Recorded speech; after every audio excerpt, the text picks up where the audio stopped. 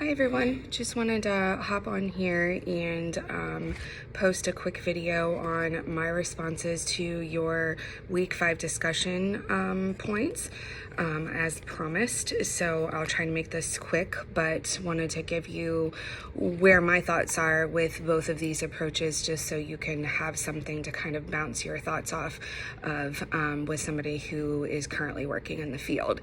So for week 5, we were asked to discuss solution-focused brief therapy and the integrationist approach.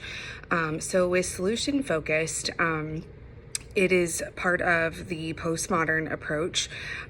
So we're really focused on kind of that optimistic assumption that people are healthy and competent and they really have everything that they need inside of them for change to take place, but they're struggling to find it for some reason.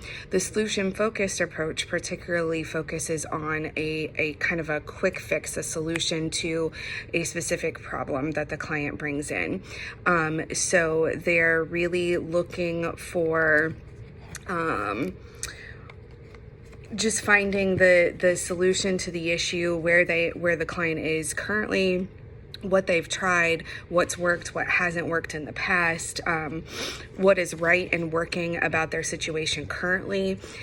So we're really kind of focusing in on the strengths piece. There's your optimistic assumption.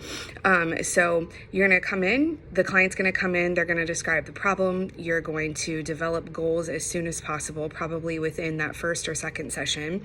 You're going to explore the exceptions. So that's a common trait of solution focused, is exploring the exceptions and what has worked in the past. You're going to summarize at the end of each session kind of where we are, what we discussed, and evaluate by using the rating scale. So you're going to hear questions like, on a scale of 1 to 10, 10 being the worst, 1 being the best, where do you feel like we are with finding a solution to this issue?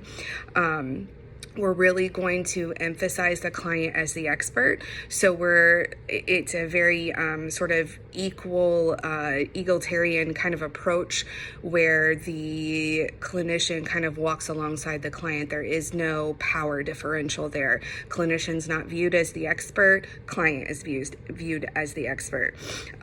What I really like about this approach is that the techniques are really usable techniques, very concrete. They're very easily integrated into other approaches. So I love that piece. I love the exception questions. The miracle question is something that I use in pretty much every assessment process that I do with a new client. It really helps identify why that client is coming to you. So if you ask a client, if I were able to wave a magic wand in this session right now and make everything the way that you want it to be, what would that look like to you?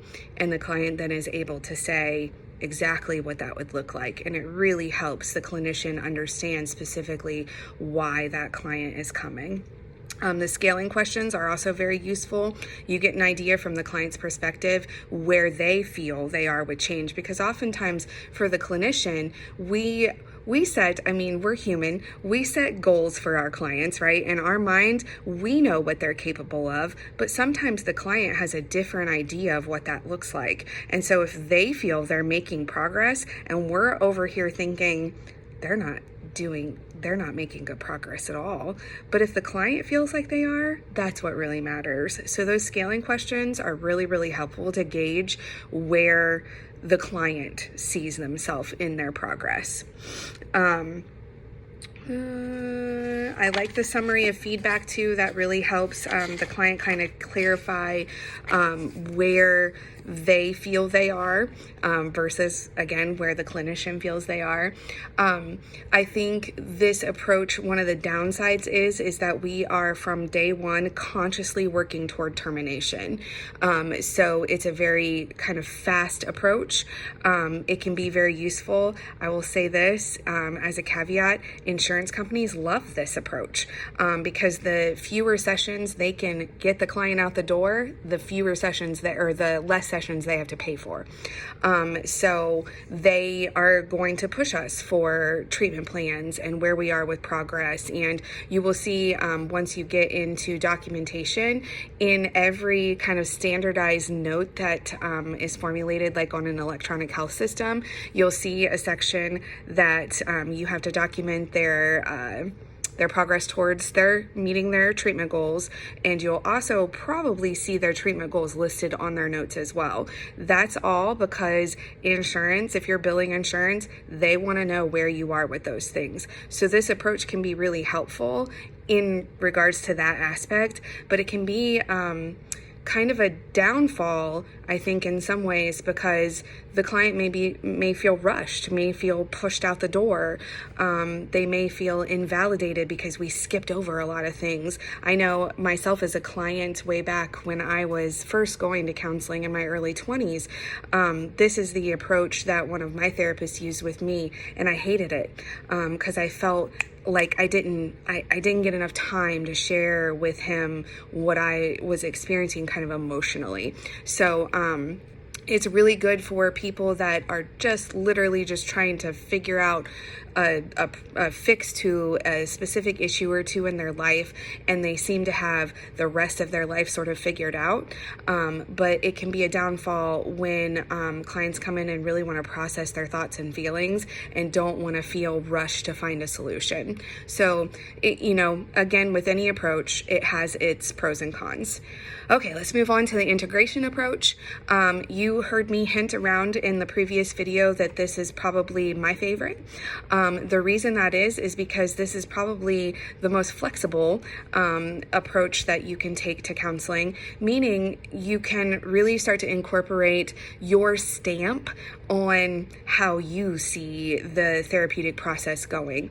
It does require you to know many of the approaches and many of the strategies in the approach. Because of that, because you're pulling from certain approaches, like maybe I have, flavors of CBT and rational emotive and Gestalt and psychodynamic. You have to know those approaches well enough to know what strategies you want to pull from it. So it does require you to have kind of a well-rounded idea of what those approaches look like. However, as you begin to practice, you are going to understand what those approaches are very, very quickly. There are often times where I use a strategy that I know works with clients, and I wouldn't be able to tell you what approach I'm pulling from. If I sit down and kind of analyze it and process it, I can tell you. But when I'm in the moment and I'm just kind